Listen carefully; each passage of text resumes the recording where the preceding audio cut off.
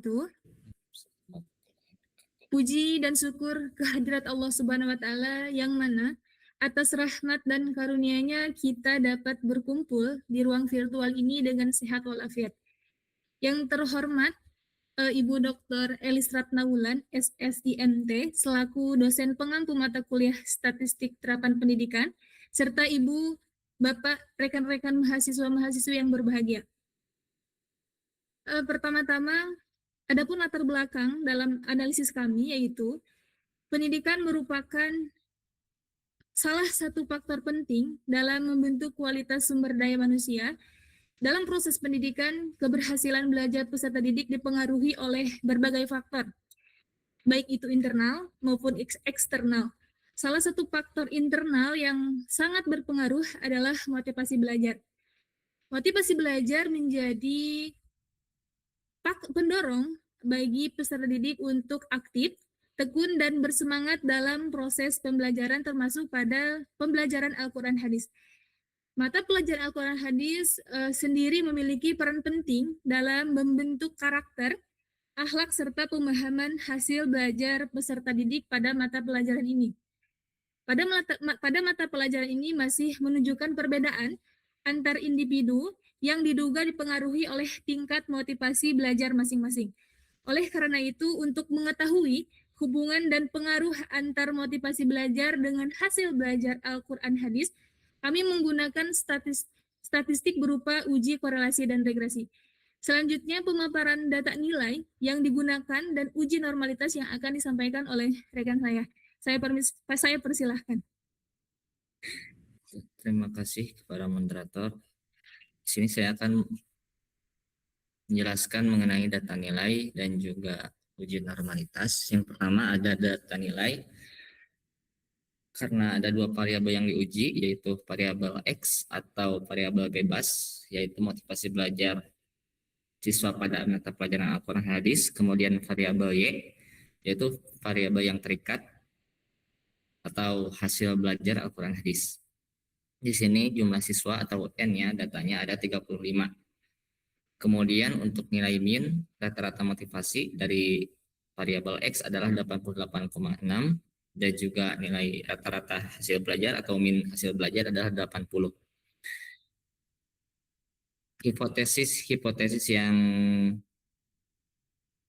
diambil H0 yaitu tidak terdapat hubungan antara motivasi belajar siswa dan hasil belajar siswa pada mata pelajaran Al-Quran Hadis di kelas 9A,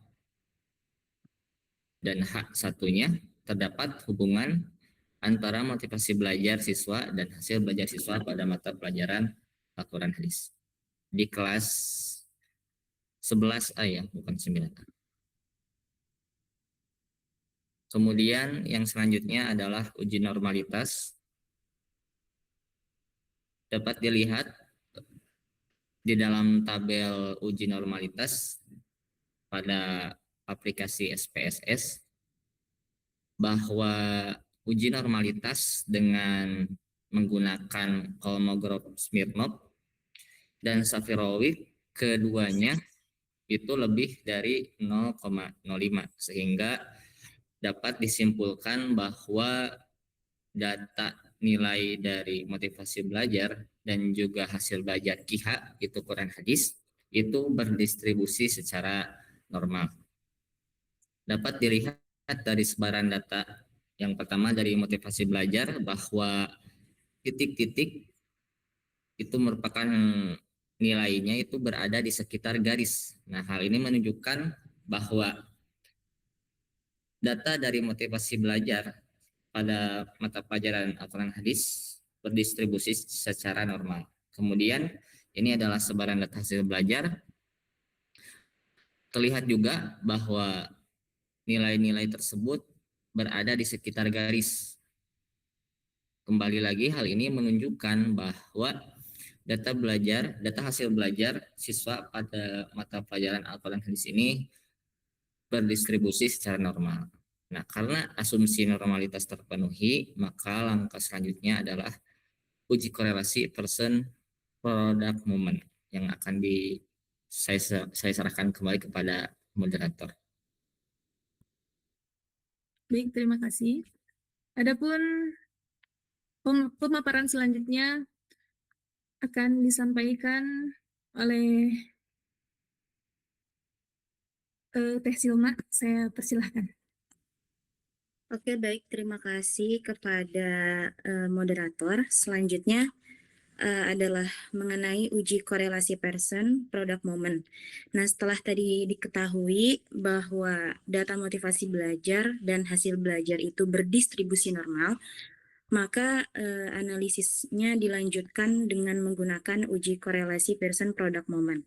Nah, uji ini bertujuan untuk mengetahui apakah terdapat hubungan antara motivasi belajar siswa dengan hasil belajar siswa pada mata pelajaran Al-Quran Hadis, sekaligus untuk mengukur seberapa kuat hubungan di antara keduanya.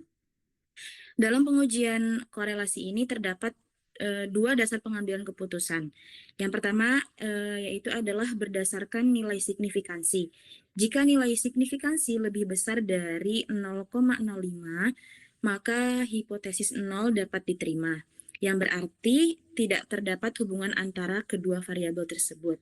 Dan sebaliknya, jika nilai signifikansi itu lebih kecil dari 0,05, maka H0 itu ditolak dan H1 diterima, yang berarti terdapat hubungan di antara keduanya. Nah, berdasarkan hasil analisis menggunakan aplikasi SPSS, dapat dilihat di tabel, diperoleh nilai signifikansi sebesar 0,000. Nilai ini jauh lebih kecil daripada batas signifikansi yang telah tadi ditetapkan, yaitu 0,05. Yang artinya berarti itu H0 ditolak dan H1 diterima. Artinya juga terdapat hubungan yang signifikan antara motivasi belajar siswa dengan hasil belajar siswa pada mata pelajaran Al-Quran Hadis di kelas 11A. Selanjutnya, untuk mengetahui tingkat kekuatan hubungan tersebut, digunakan nilai Pearson correlation.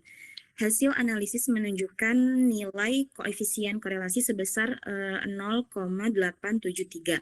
Berdasarkan dari pedoman interpretasi koefisien korelasi, nilai antara 0,80 sampai 1,00 termasuk dalam kategori hubungan yang sangat kuat. Nah, hal ini menunjukkan bahwa motivasi belajar memiliki keterkaitan yang sangat erat dengan hasil belajar siswa. Semakin tinggi motivasi belajar yang dimiliki oleh siswa, maka cenderung semakin tinggi pula hasil belajar yang diperolehnya. Dan sebaliknya, siswa yang memiliki motivasi belajar rendah cenderung memperoleh hasil belajar yang lebih rendah. Nilai korelasi yang positif juga menunjukkan bahwa hubungan kedua variabel bersifat searah atau berbanding lurus. Dengan kata lain, peningkatan motivasi belajar akan diikuti oleh peningkatan dari hasil belajar. Demikian untuk penjelasan mengenai uji korelasi. Selanjutnya saya kembalikan kepada moderator. Ya, terima kasih. Setelah uji korelasi, adapun uji regresi yang akan disampaikan oleh Teh Sheila. Kepadanya saya persilahkan. Baik, terima kasih kepada moderator.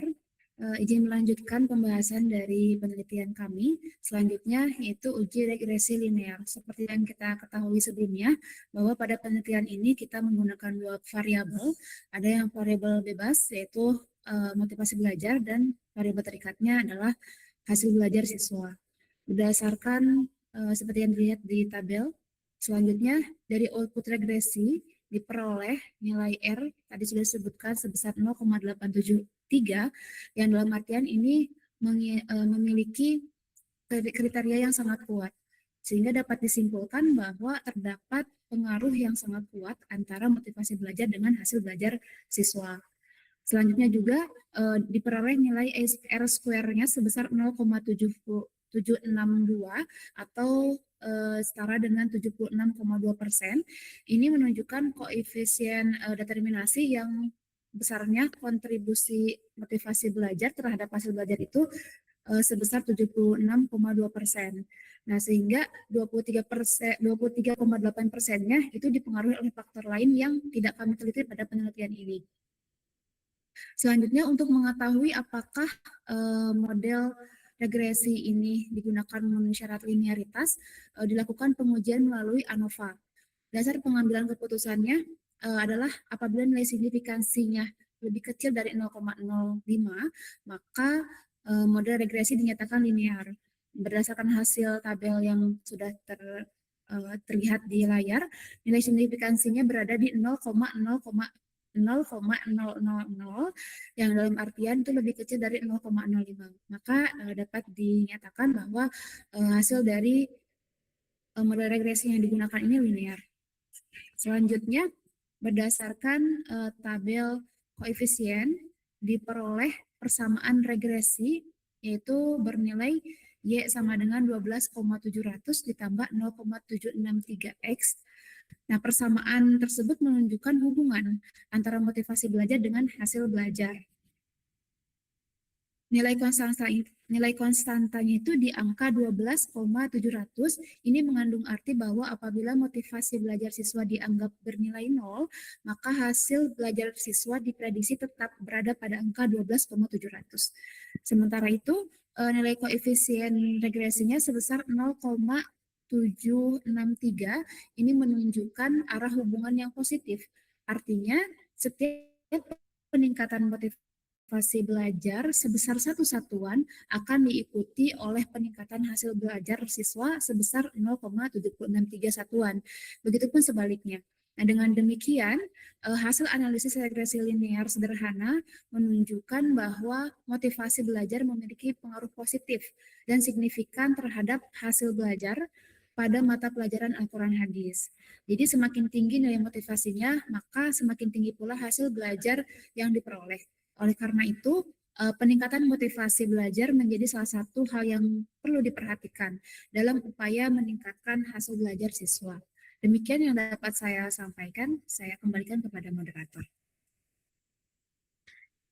Ya, terima kasih pada Teh Sheila.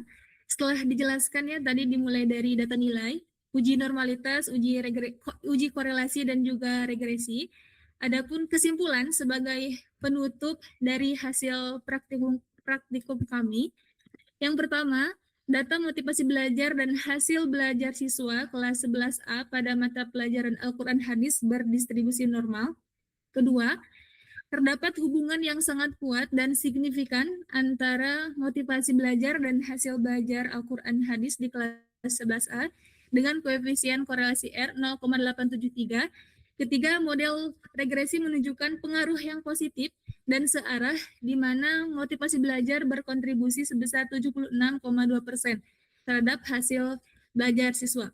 Kemudian, adapun daftar referensi yang digunakan dalam praktikum kami bisa Ibu Bapak lihat ya, tuh sudah terpapar di layar. Ya. Demikian presentasi dari kelompok kami. Semoga hasil praktikum ini dapat memberikan manfaat, khususnya sebagai masukan bagi guru dalam meningkatkan motivasi belajar peserta didik agar hasil belajar Al-Quran Hadis dapat meningkat secara optimal. Sekian dari kami. Wassalamualaikum warahmatullahi wabarakatuh. Waalaikumsalam warahmatullahi wabarakatuh.